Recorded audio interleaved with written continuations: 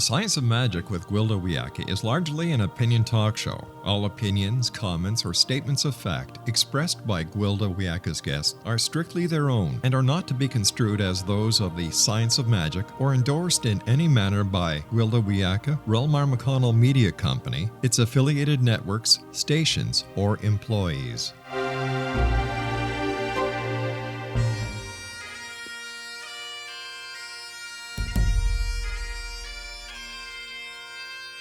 Welcome to the Science of Magic with Gwilda Wiyaka, a program dedicated to uncovering the unified nature of reality and humanity's ever-evolving place as truly galactic beings. For more information on the Science of Magic with Gwilda Wiyaka, visit us online at www.thescienceofmagic.net.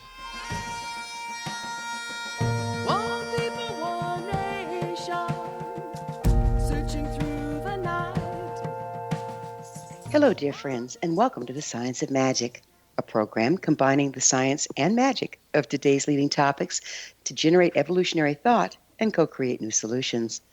I'm your host, Gwilda Wiyaka. This hour we'll be exploring the impact of childhood trauma on adult health. A fascinating topic as of late is energy medicine. While our traditional medical models have organized the human into segregated compartments, focusing on the physical and treating each category in a vacuum of sorts, recent approaches are becoming more holistic in nature. On the leading edge of this more holistic medicine is the concept that we're actually vibratory beings, our physicality forming around the frequency information provided by our genetic makeup. There's also evidence that our DNA is not only a frequency code, but this code can be disrupted by many things, including emotional trauma. It would follow that if our genetic code can be altered by trauma, it impacts the entire person rather than just the emotional realm, since the genetic code dictates the entire structure. Is the formation of our adult body impacted by frequency compromise obtained through childhood trauma? For that matter, is the disrupted genetic code passed on to future generations? Once a frequency code is compromised and with it the genetic information, what effect does it have on our physical health? Once compromised, can we correct the frequency, or are we doomed to live with and pass on the damaged genetic coding? With us this hour to explore this fascinating topic is Niki Gratrix. Niki is the author of The 7 Steps to Healing Childhood Emotional Trauma, an award-winning nutritional therapist, a bioenergetic and psychology practitioner, and co-founder of one of the largest mind-body clinics in integrative medicine in the UK. She has spoken on over 20 online health summits and been the keynote speaker at live conferences internationally. She writes regularly for health magazines in both the UK and US. Her website, NikiGratrix.com. Niki, thanks so much for joining us on the Science of Magic. Thank you so much for having me. I'm very excited to be here. Yeah, we should have fun today. What is bioenergetics? Bioenergetics is the study of energy in living organisms, and it's really governed by the physics rather than biochemistry. So it's everything to do with how, for example, vibration, light, electricity, those kinds of things impact in the biology and sort of integrate with our physical bodies. Okay, so how long has the concept been around? Many hundreds of years, a long time, ever since early researchers started to sense that, you know, the body was partly electric, and when they discovered the nervous system and there were electrical impulses. So even back then you could say that, you know, just studying nerve impulses is a form of bioenergetics. So yeah, long time. What's your background in it?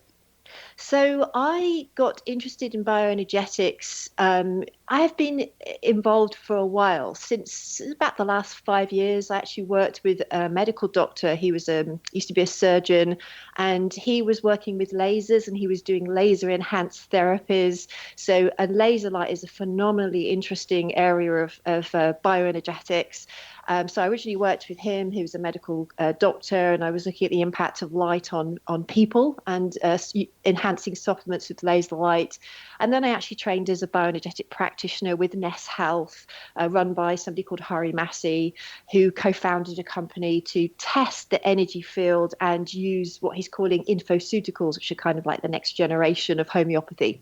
So I've been working with bioenergetics for quite a while now. So I was introduced to bioenergetics a long time ago as well. I'm not a practitioner by any means, but biofeedback is also a form of it, isn't it? Yeah, so that's being able to have your body like connected up to sensors such as heart rate, breathing rate, things like this. So you can connect to those things, become mentally aware of them, and then calm them down through conscious thought. And as a form of biofeedback, most certainly you can change your biochemistry. You can actually increase your vagal tone, the tone of the vagus nerve, through those kind of biofeedback techniques as well. Yes, so you could say that's one form of bioenergetics too. Okay, so it's basically reading the bioenergetics of the body and then giving you feedback as to what you're doing so you can become conscious of it? Yeah, so it's becoming consciously aware of things going on in your body that are usually under unconscious control of the autonomic nervous system. So things like digestion, breath rate, heart rate, obviously that's below the level of awareness for most people. But when you by paying conscious attention to those things, you can actually modulate them.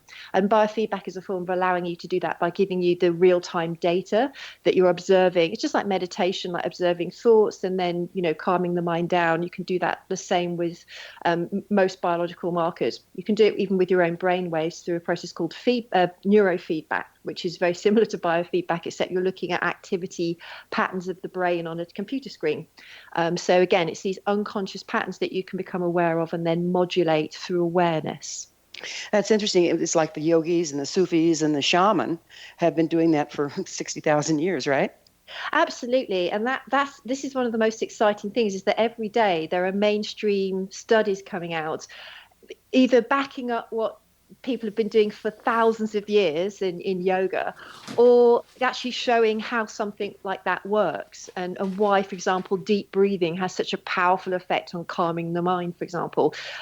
Yes, and these are some of the most powerful techniques that you can use now for some of the most powerful life-giving, health-giving techniques that we have, came from 2,000 years ago, thousands of years ago, 5,000 years ago, when the yogis were doing them. So, and all that mainstream science is doing is backing up, like, yes, that works, and here's how it works. So yes, it's very interesting. It's pretty exciting. What all studies are being done? Well, even studies like there was recently a study, I believe it was out in Science, which is like the world leading journal, looking at, how does the breath calm the mind? So we already know this works. We didn't need a proof of concept of that, but we wanted to know what's the mechanism. And it turns out that there are neurons in the brain, a little sort of pocket of neurons that are literally observing your breath rate.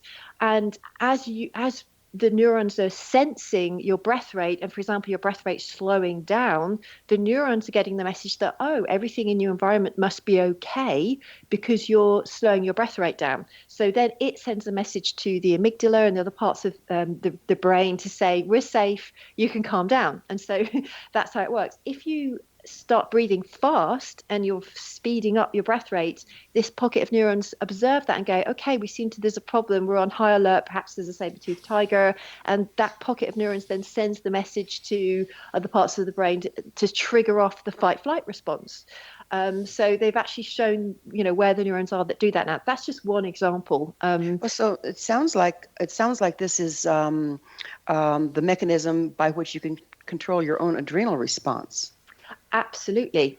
And this is one of the most powerful techniques, most important tools that we have in terms of breath rate. To literally, it's controlling the stress response through right from the brain downwards. So it is one of the most powerful things you could do to control stress. And stress is probably the most underexposed risk factor in health today, especially emotional stress. So yes, breath is fantastic. It would be called a miracle drug if any drug could have the benefits that you can get from doing regular deep breathing exercises. So it's kind of reversing the direction. So the deep breathing is affecting the brain versus chemicals going into your system like drugs that affects the body that then affects the brain. So the brain affects the body through breath, or the body affects the brain through drugs. Exactly. And there's a bi-directional relationship between the body and the brain, obviously. So there's like afferent nerves sending messages to the brain, and then the brain responds, sending messages back down efferent nerves to respond to that. And yes, so by doing deep breathing, you're telling the brain to calm down, and then the brain responds to that and switches off the stress response. So the brain works a bit like a thermostat controlling heat in your home, so you can sort of adjust it within a narrow band, and you've got also conscious control over that too. So yes, much more powerful way to control stress and learn to manage stress than taking drugs. We have just a little bit left here in this segment. When did we get turned around backwards? I mean, if it's so easy to control with breath, how did we forget that? I think it's when, unfortunately, I think it's when Big Pharma came along, and there were some amazing discoveries through biochemistry. When antibiotics came through, and you can imagine at a time when these diseases were ravaging the world, and somebody discovered antibiotics. Well, we're gonna have to pick up on it on the other side of a commercial break. Niki and I will return shortly, so don't you go away. Remember, you can always listen to past episodes free of charge on our website, thescienceofmagic.net. This is The Science of Magic with Gwilda Wiyaka on the X-Zone Broadcast Network, xzbn.net.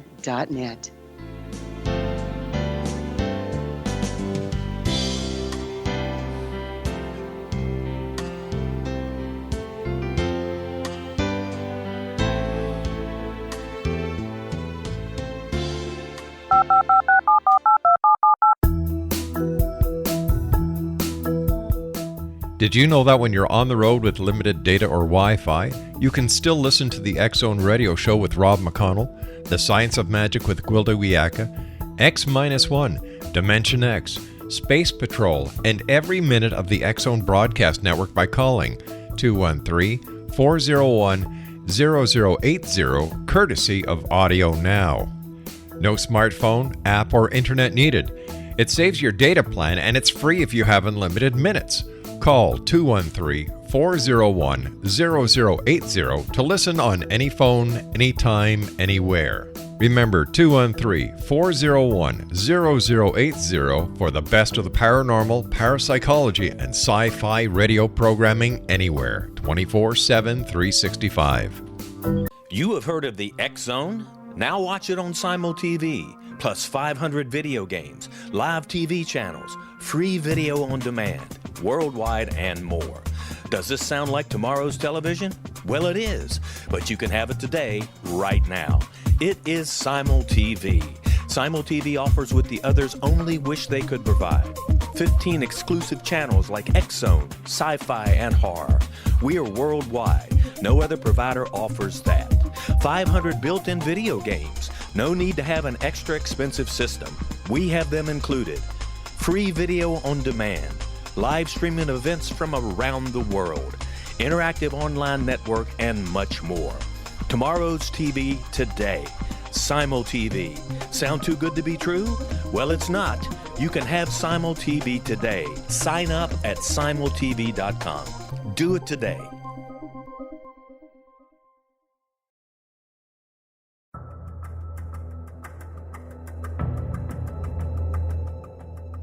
Modern Esoteric, Beyond Our Senses by Brad Olson, consummates the lifology story about where humanity originates.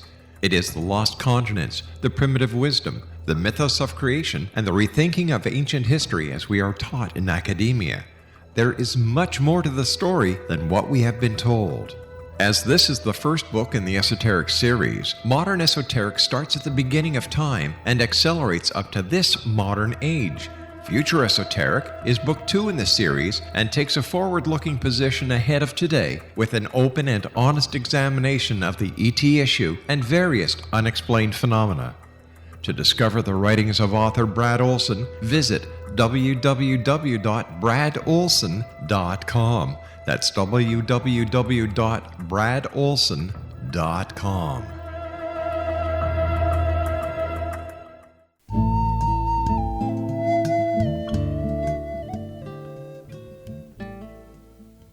Welcome back. This is the Science of Magic, dedicated to unification and evolution of consciousness. I'm your host, Gwilda Wiyaka, and our guest this hour is Niki Gratrix, the author of 7 Steps to Healing Childhood Trauma. Her website, NikiGratrix.com. Speaking of which, Niki, let's talk about the bioenergetic impact caused by emotional trauma. First, would you define emotional trauma? Yes, so this is one of the most important topics that we could possibly talk about when it comes to health. So, emotional trauma, there was a very important study done it started around in the mid-1990s called the Adverse Childhood Experiences Studies. That was abbreviated to ACEs studies. And they were surveying 17,500 adults. It was the CDC and Kaiser Permanente. And they found absolutely stunning results. Now, they defined emotional trauma into 10 categories. So they were looking at the 10 categories included things like parents separating or divorce, physical, sexual, or emotional abuse, physical and emotional neglect, domestic violence, mental illness in the family, substance abuse, or incarceration by a related family member. So essentially, if the child had experienced any of that before the age of 18, that would account towards one ACE.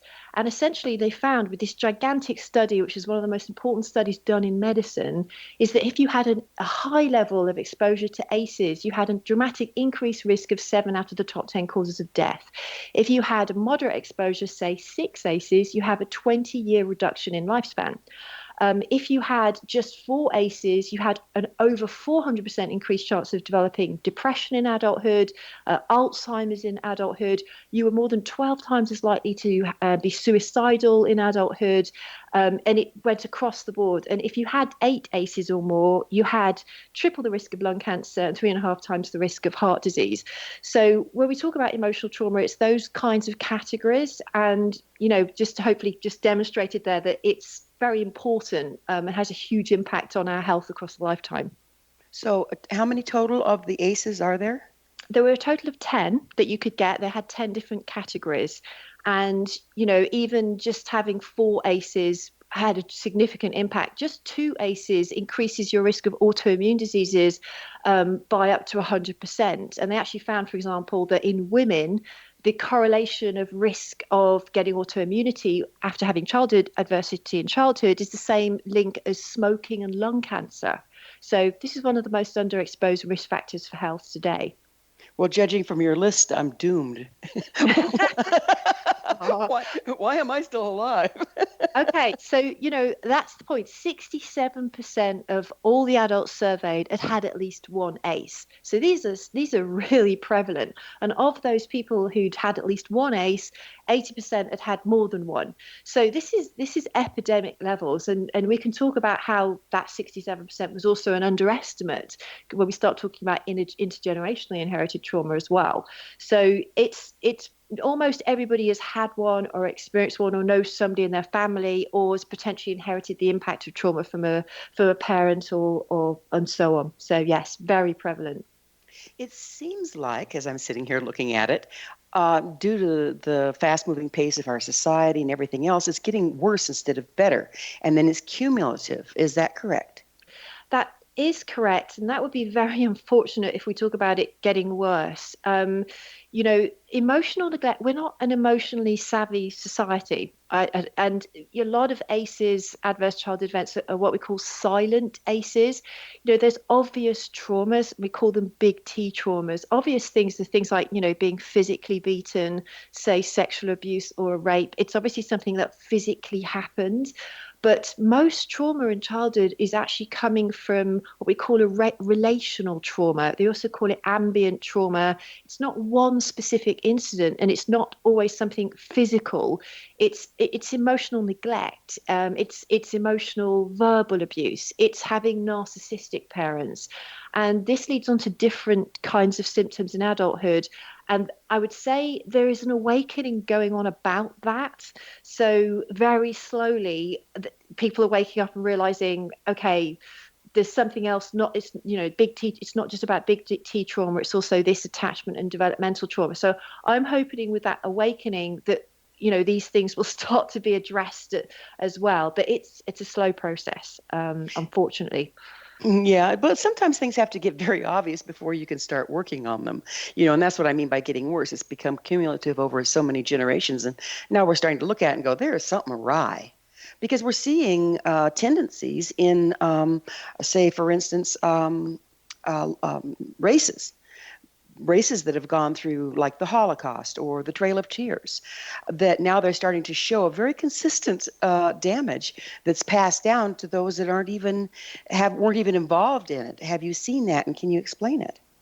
Yes, so that's very important. And this isn't a new concept, this idea of intergenerationally inherited trauma. So anywhere where there's been a big war or there's been famine, you will find, for example, the third generation survivors of the Holocaust victims have the same psychological and physiological expression of the impact of trauma as their grandparents who were in the Holocaust.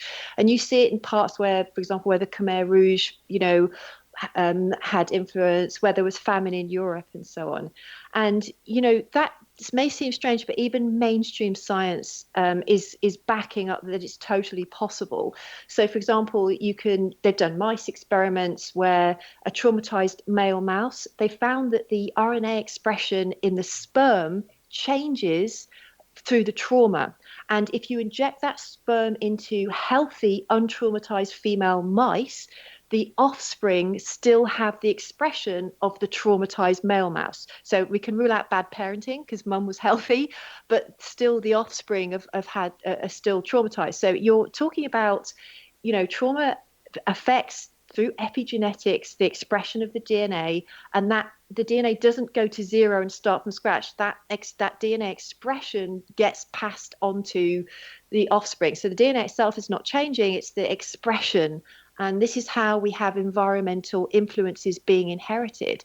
So it's quite extraordinary. They've done experiments with certain animals showing that memory can be inherited, and it's passed down 20 generations, for example. So something that happened, to your great, great, great, great, great, whatever happened, it's imprinted on the DNA expression and it's passed down 20 generations. So that's mainstream science proving that too. So it looks like then that the trauma or the traumatic genetic information becomes dominant. It certainly continues unless it is addressed. Yes. So, and we are, I guess we're a very traumatized society on the whole, especially, consider in Europe where there's been the two world wars, and there's still a lot of accumulative trauma going on right now. That's for sure. Yeah, I'm afraid. So this also kind of gives an interesting thing. People talk about past lives. Well, maybe it's not a past life. Maybe it's just this passed down trauma that we're reading again and again and again. Yeah, I think that's the closest, without talking about past lives, because you can't do that in all circles. Talking about intergenerationally inherited trauma is the closest that you get to showing that at least in your ancestral bloodline, that there are certain influences going on in that bloodline. And when you look at trauma patterns, they often do get passed down through behavior and through, the DNA expression as well. So yes, I think it's certainly pointing very strongly in that direction. Now, my background's in shamanism, and shamanically, there are methods for healing past life trauma. So basically, what we're doing is creating an energy correction at the genetic level, wouldn't you say? Absolutely. And that when we start to heal the impact of trauma, we need to clear the imprint at the energetic level. I most certainly, in my experience as well, absolutely agree that there's an imprint on the energy field that needs to be corrected at that level. To heal from trauma, you need a multifactorial approach. So you will want to address the physical body, you want to address the nervous system, the brain, but you also want to address things at the energetic level as well. So if you want to reverse the impact of that trauma and get to the root cause, then you need to correct the imprint as well. Yeah, that's just amazing to me. It's like we're coming full circle. The shaman have been doing this for eons, and now we're bringing it into modern medicine and recognizing what was actually going on there. Absolutely. And, the mind and body are truly one thing. It's amazing how true that is. So an imprint going on an energetic level is just the body is an outward expression of that. and both the brain and the body have this, really, it's not even a bidirectional relationship. When that trauma happens, the whole organism responds, down to the cellular level, at the brain level, at the endocrine level, at the immune system. We have this cascading shift at every point in the body. It's like the whole body is responding to that stressor, and it's also imprinted in at the energetic level as well. So it truly is, we are one thing. You cannot reduce us down to being the mind or the body. And then if you take it one step further, if we're all connected energetically, then it cascades into the community as well. Oh, absolutely. This aspect of the impact of other people.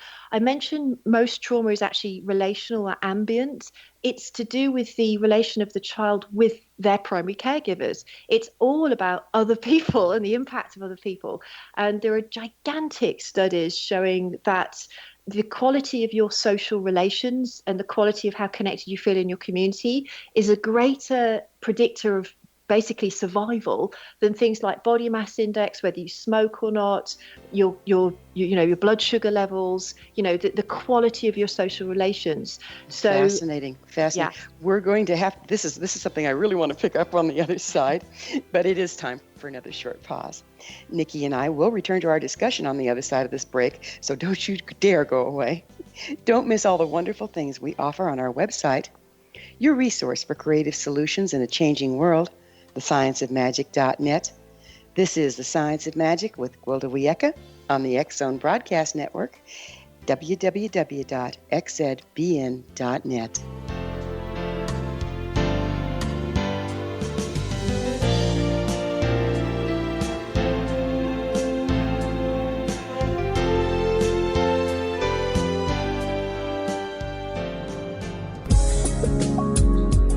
From our broadcast studios in Hamilton, Ontario, Canada, to the world and beyond, you're watching the X-Zone Broadcast Network, www.xzbn.net.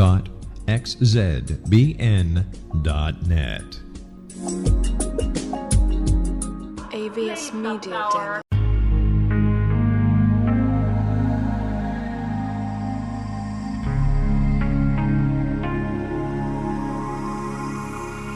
The scientist and the mystic have been on an age-old, relentless search with one thing in common. They seek truth. Their paths converge in the 40,000-year-old practice of shamanism, an ancient science delving to the quantum level of life, facilitating healing, manifestation, and evolution. I'm Gwilda Wiyaka, the founder and director of Path Home Shamanic Arts School, a unique Colorado State certified occupational school, training shamanic practitioners and teachers. We also provide classes for empowering personal lives through shamanism. Our certification classes are in week-long segments enabling international participation, and online classes and long-distance shamanic healing sessions are available. Come discover the science of magic in the limitless world of shamanism. www.findyourpathhome.com.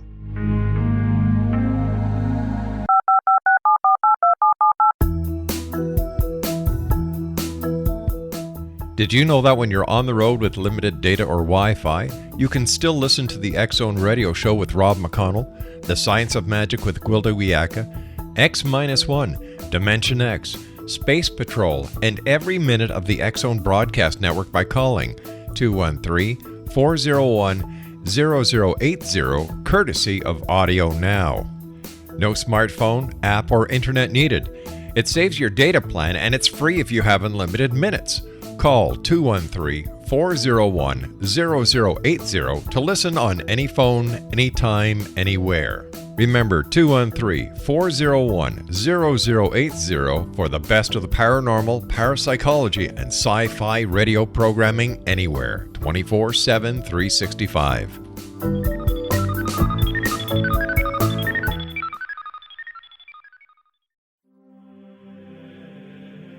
Rob McConnell here, presenting an overview for Nicholas Paul Jennings, author of a fascinating book, Amen.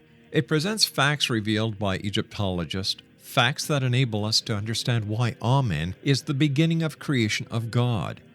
It provides recommendations for religious leaders of the major religions to unify their beliefs and teach the Word of God. Love one another. Amen informs people how mankind conceived God.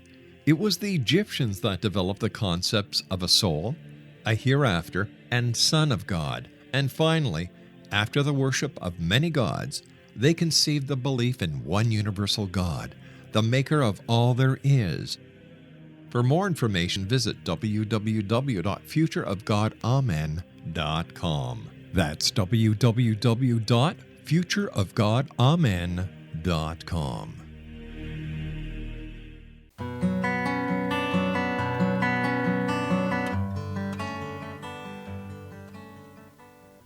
Welcome back. This is the Science of Magic, a place where magic and science come together to promote enlightenment.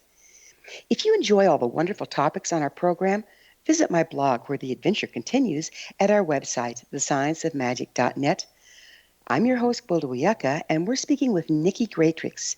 Niki is the author of 7 Steps to Healing Childhood Emotional Trauma, an award-winning nutritional therapist, bioenergetic, and psychology practitioner. Her website, nikigratrix.com. Niki, we were getting into what these studies are showing, and these are some pretty impressive studies done by mainstream medicine at this point, I understand, is that the effect of our environment as we grow up and the emotional realm of those around us is more impactful on our health than all the other things like smoking and diet, etc. Is that what you were saying? Yes, absolutely. So it was a landmark study of 300,000 participants. It was published in 2004, and it showed that social support was a stronger indicator of survival than physical activity, body mass index, hypertension, pollution, alcohol consumption, and even smoking 15 cigarettes a day. Good heavens. So, well, that explains my father's longevity. With what you eat, why are you 98 years old? Yes, we've dramatically underestimated, I call it the impact of OP, other people. It's the most important really factor, the giving, exchanging, or lack thereof of love. Ultimately love is medicine, and when that is withheld from a child, that child, if you can feed a small child nutrition, and if they don't get held love and attention and emotional love, they will get failure to thrive syndrome. They will go on to develop autism, and their brains don't develop properly. They're shorter, and this was proven in the Romanian orphanages. So we've dramatically underestimated the impact of positive social relations in childhood and both in adulthood as well. Yeah, it affects in adulthood too. I mean, if you're around people that are supportive of you and encouraging you and think the world of you, you tend to be more and come to a greater expression of your natural abilities than if you're not. I've seen that a lot. And so how much is that to have to do with the childhood? Can we overcome the lack in childhood if we are fed in adulthood, if you will? Absolutely. So this is very important. Although in childhood, our attachment relationships, the bonding with our key caregivers does tend to set up that imprint of who we attract in adulthood. We've all seen, the friend who keeps attracting the bad guy, or the guy who keeps attracting, abusive romantic relationships with women and so on, or with their main romantic partner. You'll usually find somebody like that has had a narcissistic parent, one or the other, or both.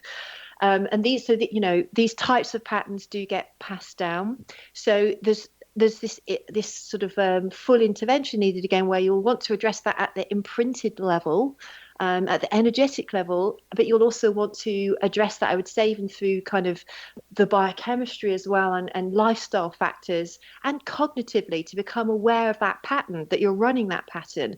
And through this multifactorial approach, you can absolutely overcome that and repattern the brain, the neural pathways, the imprint to attract healthy people into your life. It comes a bit of a shock when many people they don't even know the patterns that are governing their life until things keep going repeatedly wrong. And then they finally go, wow, something's happening here. Something's going on. I'm attracting, I seem to just have constant conflictual relations. So yes, that's a flag to go, okay, what's the imprint that's gone on with my parents and my family? And how can I change that, and what do I need to do about it? And it starts with cognitive awareness, and then there's many tools to help reverse that. So you're talking about when you keep doing the same old thing in the same old way, expecting different results, the same thing keeps happening, and you're the common denominator, right?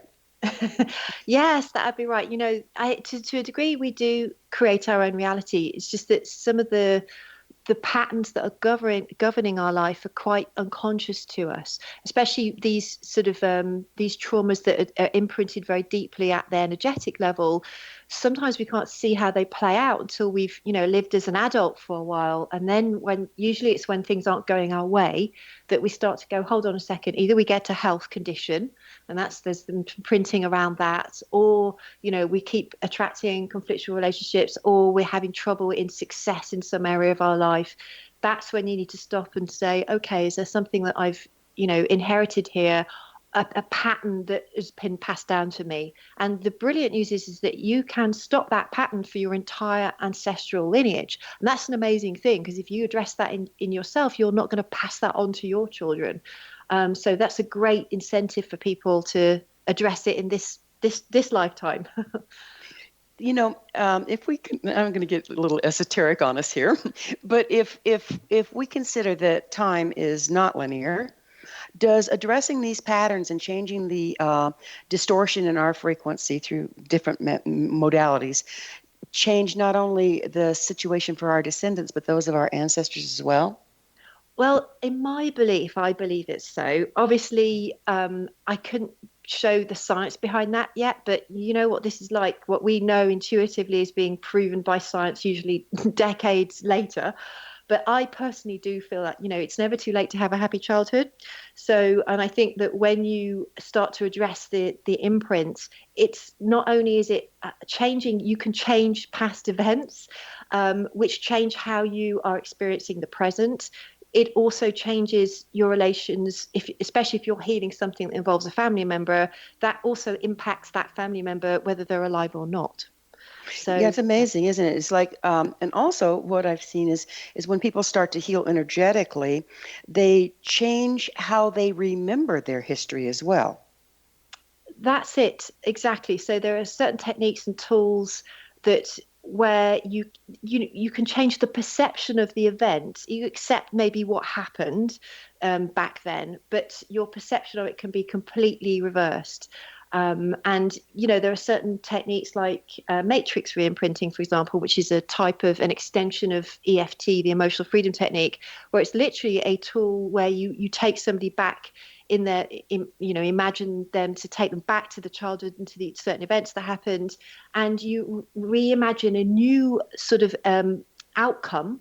And you then literally imagine imprinting that on the field 360 around the body, and it's sending it out to the universe. And people can feel amazing with that kind of re-imprinting work. And I think it's often missed in things like EFT, which is trauma release work. It's only half the story, because we need to actually change the imprints. You can take the trauma away, that's half the healing, but you also need to change the imprinting as well. There's another aspect is I've seen people go into total denial around something that happened, and their memory of their parenting is everything was happy, happy, joy, joy, and yet they're dysfunctional. It seems like the other side of the coin there. So does that mean that they have to first look at what really happened and then reframe?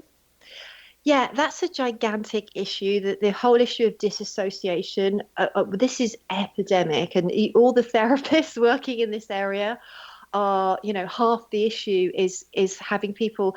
You see, one of the things when a trauma happens, often, especially if you're a highly sensitive type, it's too painful to experience it, and you can't process. That's what trauma is. It's something which is pretty horrific at the time. It's too much to process, so it gets packed away, stored away in the energy field, and also it's reflected in the nervous system as well, and that's where the biochemical changes hit too.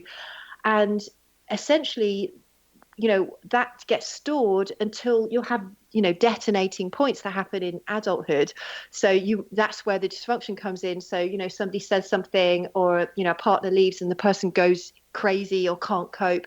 That's detonating the unhealed wound. But the issue is that we can't feel what happened. That was the whole point of the trauma, is that we disassociated because it was too painful to deal with at the time.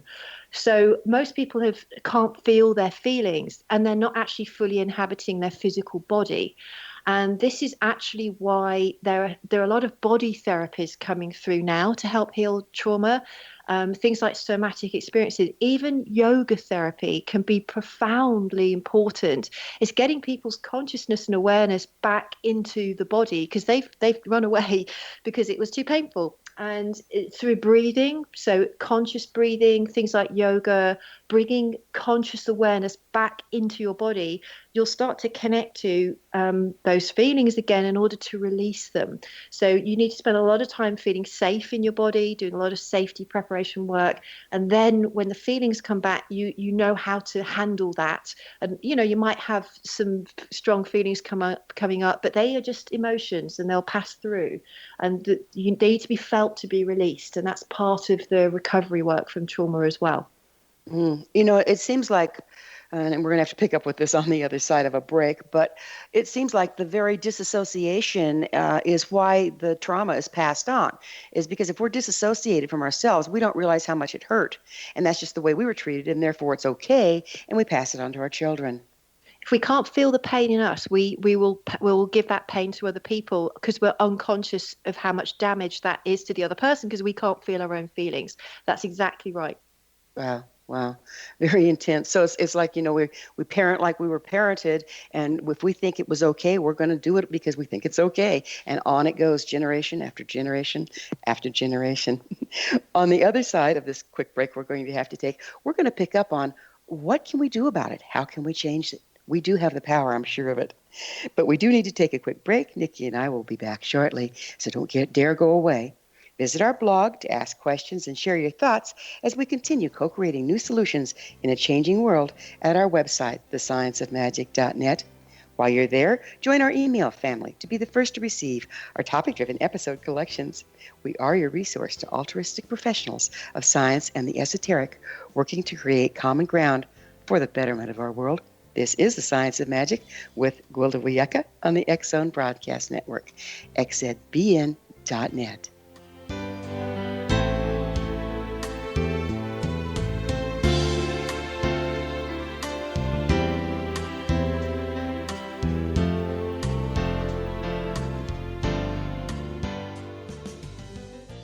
You have heard of the X-Zone? Now watch it on Simul TV, plus 500 video games, live TV channels, free video on demand, worldwide, and more. Does this sound like tomorrow's television? Well, it is, but you can have it today, right now. It is Simul TV. Simul TV offers what the others only wish they could provide. 15 exclusive channels like X-Zone, sci-fi, and horror.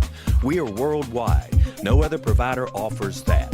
500 built-in video games. No need to have an extra expensive system. We have them included. Free video on demand. Live streaming events from around the world. Interactive online network, and much more. Tomorrow's TV today. Simul TV. Sound too good to be true? Well, it's not. You can have Simul TV today. Sign up at simultv.com. Do it today. The new nonfiction book, Razor of Madness, is similar to cult movies like Clockwork Orange, Dragon's Tattoo, or The Other Side of Hell. Wayne Morin Jr. and Thomas Lee Howe will expose widespread and systematic deficiencies in this thought-provoking tell-all novel. Mind control rages among scholars in law schools. Human rights are ignored while thought reform and mental manipulation are accepted practices used as behavior modification. Dr. Louis Jolyon West comes to mind. Media and public scrutiny shows that United States mental hospitals are in fact destructive murder industries. Razor of Madness expose novel details this epidemic through an in-depth professional and personal investigation. For decades, there has been a revolving door policy that still releases killers and pedophiles back into society. The maestro of mind control continues to haunt America to this very day. Razor of Madness is available in paperback or as a downloadable ebook at Amazon.com. I'm William S. Peckham. If you enjoy a good mystery with a touch of the paranormal, then you'll love my novel, From Out of the Woodwork. It's the story of a young Toronto contractor, Sean Kennedy, who buys derelict homes, guts them, and turns them into multifamily dwellings. Slums just waiting to happen. When Sean buys 29 Livery Lane, the house fights back. former owners unexpectedly come out of the woodwork as he starts the destruction. The apparitions come to him when he touches old books, reads hidden letters, rummages through old boxes, finds a locket, or reads a discovered manuscript of a murder mystery. From Out of the Woodwork will take you from 1899 to the horror of the World Trade Center, September 11, 2001. Check out From Out of the Woodwork on my website, www.williamspeckham.com.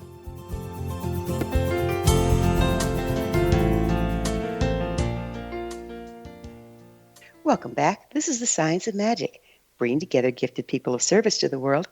I'm your host, Gwilda Wiyaka. Do you have a curiosity? I always love to hear from my listeners. Email me at info@thescienceofmagic.net and suggest a topic or a guest that's on your mind. I'm sure we'll all enjoy them. Our guest this hour is Niki Gratrix, the author of 7 Steps to Healing Childhood Emotional Trauma. Her website, nikigratrix.com.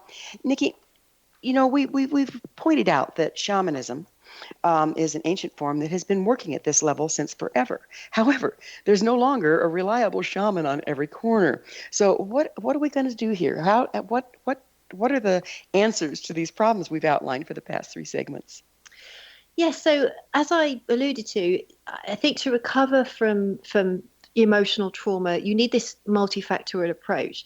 So there are, at the energetic level, there are techniques out there that work at this level to help clear the trauma. So I think even some of the energy psychology techniques that are coming through, they're working at the energy field. So we have EMDR, which is eye movement desensitization and reprocessing. That is actually working at an energy level. Even though it's performed by sort of more mainstream psychologists. So this definitely has been found, science behind it to show that it's effective, and tends to be better for discrete incidents, so single discrete incidents that you can remember. Even things like the emotional freedom technique, excuse me, those kinds of things will also work at that level. And I mentioned matrix reimprinting, which is directly it's, I guess, a modern day version of some of the things that were going on at the shaman level. There's also, working at the energetic level in terms of pulling the trauma out and the fear response that's stored in the nervous system. Acupuncture definitely works at that level too. It's another sort of place to start too. But then we need this to address the other levels, because it's not just at the energetic level. The nervous system, which very closely interacts at the energy level, has been imprinted as well. And as I mentioned, this is where kind of body work comes in. So, people who've been traumatized, and this may have expressed in your life as bad relationships, or it could be a physical illness, for example, or just emotional difficulties, moods, swings, anxiety, depression, this kind of thing.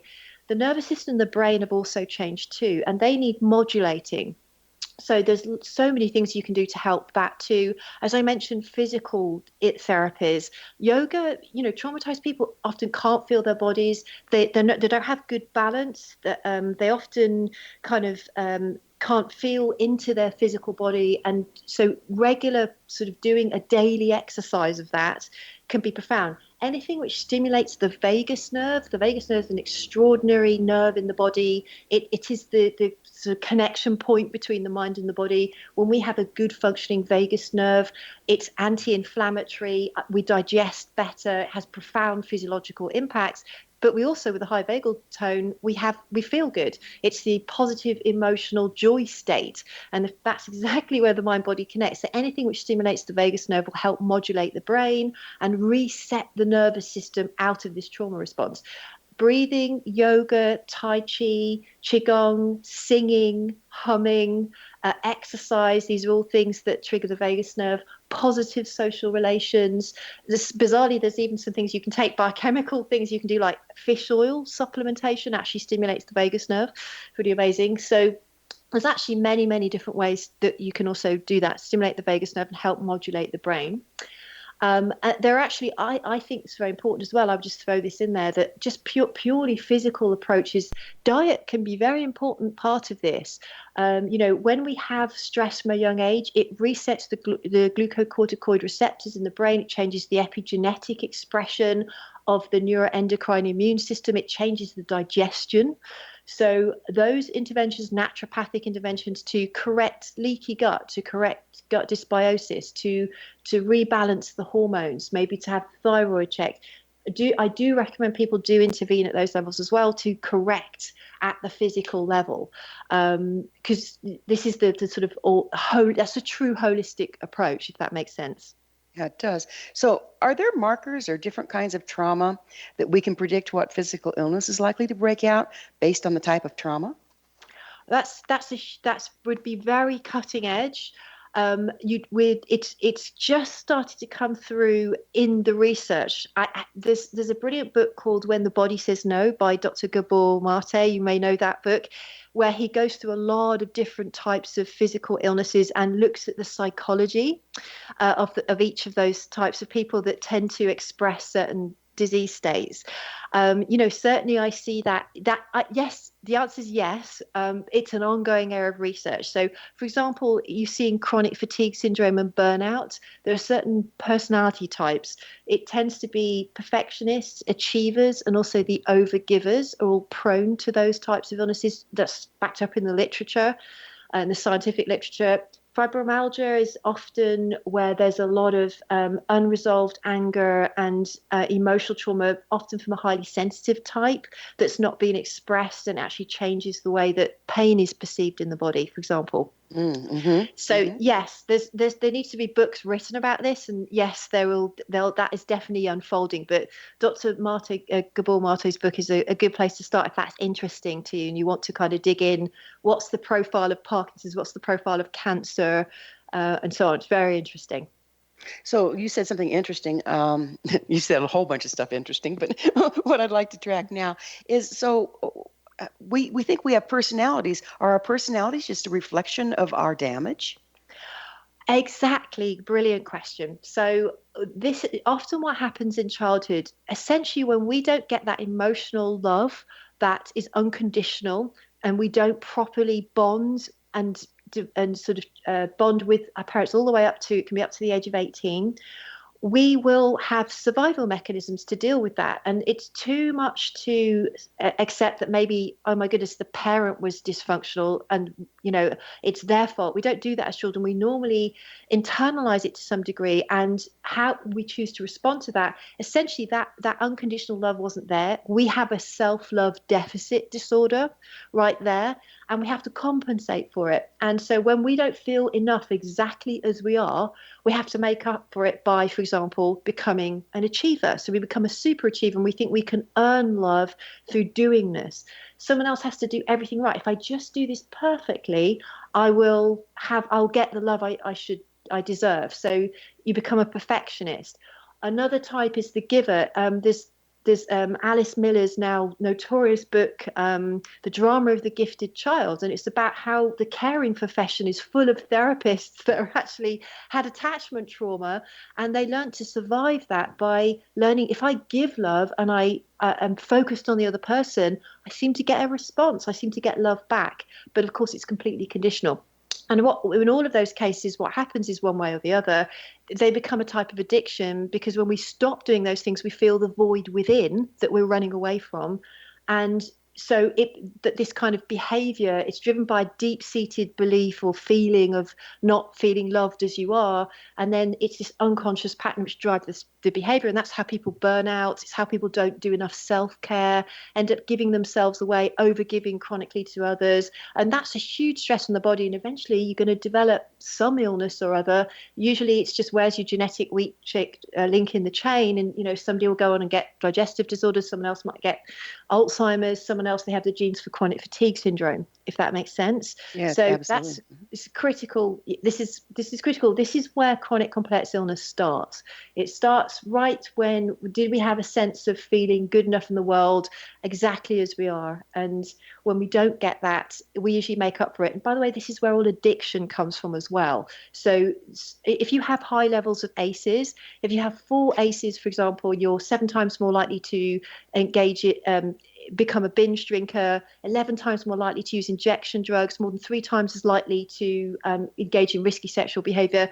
It looks like all of these those are very destructive health patterns, obviously, would directly lead to health conditions, but it's driven by this emotional pain, and it's felt in the body. So the addiction is about numbing to that emotional pain, and the emotional pain comes from the trauma in childhood, which is never addressed. So this is not just addiction is not just biochemical, it's at the energetic and emotional level, and that's what the ACEs study is also flagging that. So and addiction can manifest in workaholism. We can be addicted to foods. We don't feel the love inside, so we seek the sugar, we seek the high carbs. To all that we're trying to do is change our feeling, of what it's like in our body.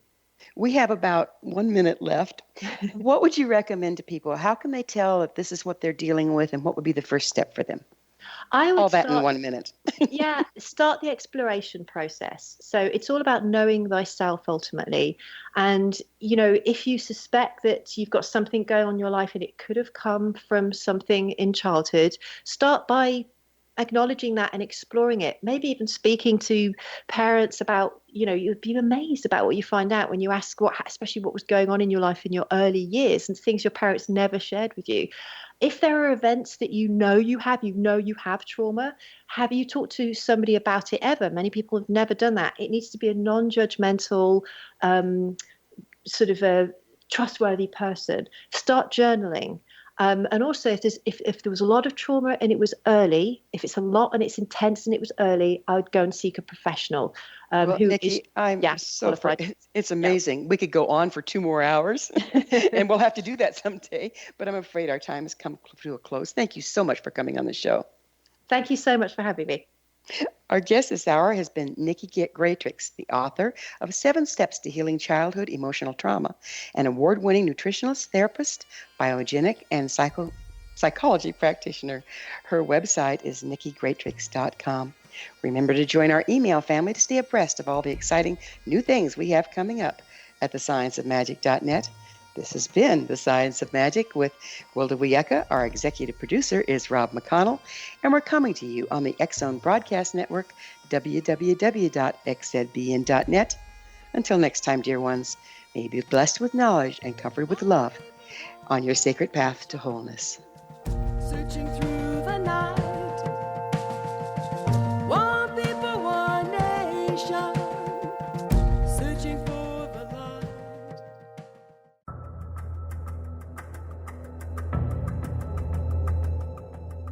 Modern Esoteric, Beyond Our Senses by Brad Olson, consummates the lifeology story about where humanity originates.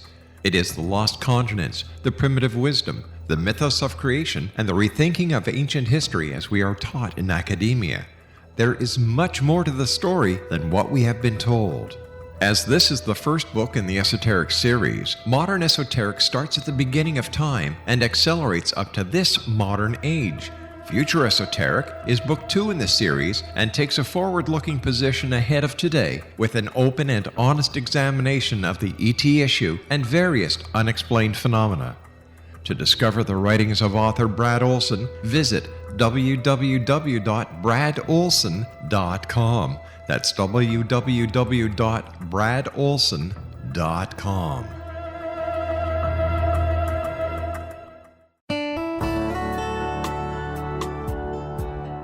Are you or is someone you know struggling with addictions, depression, anxiety, relationships, low self-esteem, lack of confidence, grief, success, and prosperity?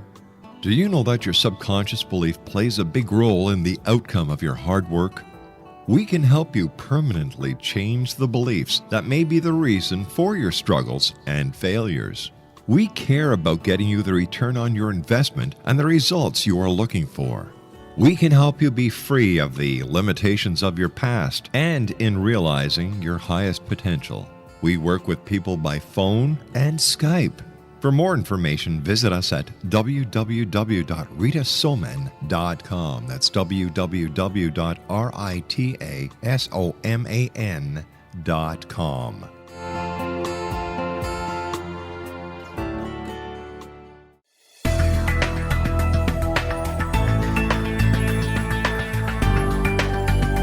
Do you think you have energy problems in your home? Do you feel better when you're away than when you're home? Joey Korn is a global leader in the world of dowsing who specializes in personal energy clearing and space clearing. He can help you create an ideal energy environment in your home no matter where you live in the world. Learn about his remote spiritual house cleaning services and much more at www.dowsers.com. You can get Joey's book, Dowsing, A Path to Enlightenment, as well as other dowsing books and tools, Kabbalah books, and Walter Russell books. Joey's work is really amazing. Go to dowsers.com right now. That's DOWSERS.com or call 1-877-DOWSING. That's 1-877-369-7464.